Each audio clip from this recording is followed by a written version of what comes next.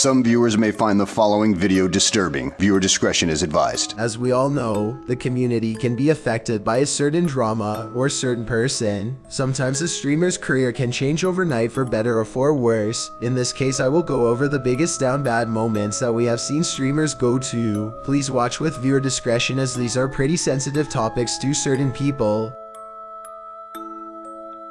Number 10. Marky and the Alec Champs Stealer Shorts. Streamer Marky next door is a self-proclaimed feminist and sometimes puts certain women on a pedestal. In this case, Marky had an interesting crush on fellow community member Alec Champ and even is believed to have a file in his community regarded as the Alec Champ folder. He has gone on to say, He is holding my ass. This is a god dream. He just squeezed my butt.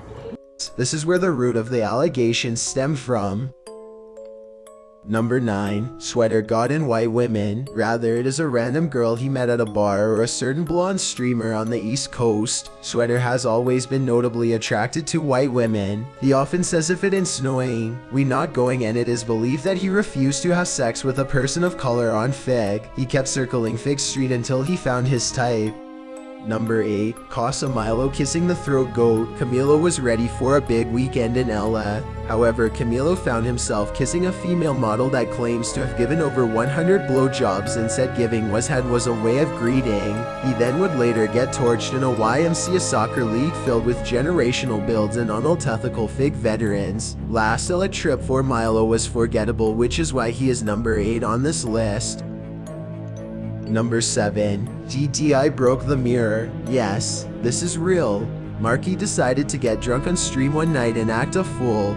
He had streamer DD Bear in Discord as he was drinking. After every sip, he would say, "DD, this is for you," and even had his good buddy Chevely join the court to try to help the cause. The night ended in DD and her mods laughing at him and Mrs. Morales having to check on her son and make him go to his room. After this, Marky was clowned by the buddies and has a reputation of only drinking when a girl urges him. You can. No, Just Didi, get- I we can broke get rid of the. that No, tomorrow. Didi, I broke the mirror. You can, Really? you can buy a Is new it one. bad? Is Wait, it a bad? closet mirror? Oh Didi, I broke the mirror. Didi, I broke the mirror. No, Didi, I'm gonna get in Closet trouble. one. Closet one. Number 6. Big 178. Streamer and community goop Adesh gifted nearly $1,000 worth of subscribers to Extra Brie. Adesh said recently on Chenzo's stream that he did have a crush on her. However, this is a pretty big price to pay for priority invite in Valorant lobbies. Adesh is a good guy, so I will not dwell on this. I just hope the community can use Adesh as an example moving forward. Number 5. Atina Life. This is more of a broken record. As we all know, Flax tends to fall for interesting women through the internet. In this case, he fell in love with Alec Champ's good friend Tina. However, she debunked the Flax Tina rumors by calling him an internet guy. Since this, Flax does get annoyed at the Tina comments and seems to be a regret that part of his life. He apparently even talked about going to Texas and taking her out, and she Why do men deserve chances at all? The reason Flax wants to move to Texas. Flax, please leave. Number 4. Bebe Hungy. Before the Twitch bans and Jenny, Chenzo was a very active guy in the dating scene and even found himself amongst fellow Twitch streamers. One streamer that the chat is familiar with is Bebe Peach. Chenzo and Bebe first started with podcasts and their relationship got more public and personal when Chenzo spent half of his Twitch earnings on a Bebe flight for the sleep stream. He often spent most of his money on Nobu dinners, as Bebe tattoos, and DoorDash for Bebe. After the breakup, we did not see Bebe and she dyed her whole hair a different color, and it is rumored that Chenzo broke her. How is everybody doing? Nick the Number 3.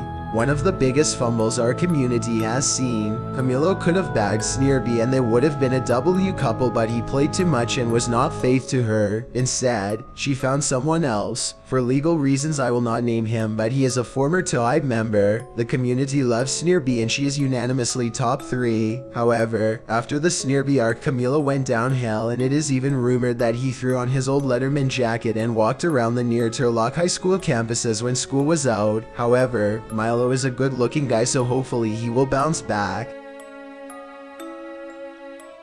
Number 2. Razzo. Out of respect for Razzo, I will not dive into this issue. However, after Razzo and his girlfriend broke up, he took a sudden break from steaming and the community as a whole. To make matters worse, a certain community member has a romantic relationship with her. Razzo seems to be back and on the grind, and the community has moved on from the issue, but this was a detrimental blow to the streamer's young career as he found early success in sniping Los Polos in Rust and Toilet MacBook streams.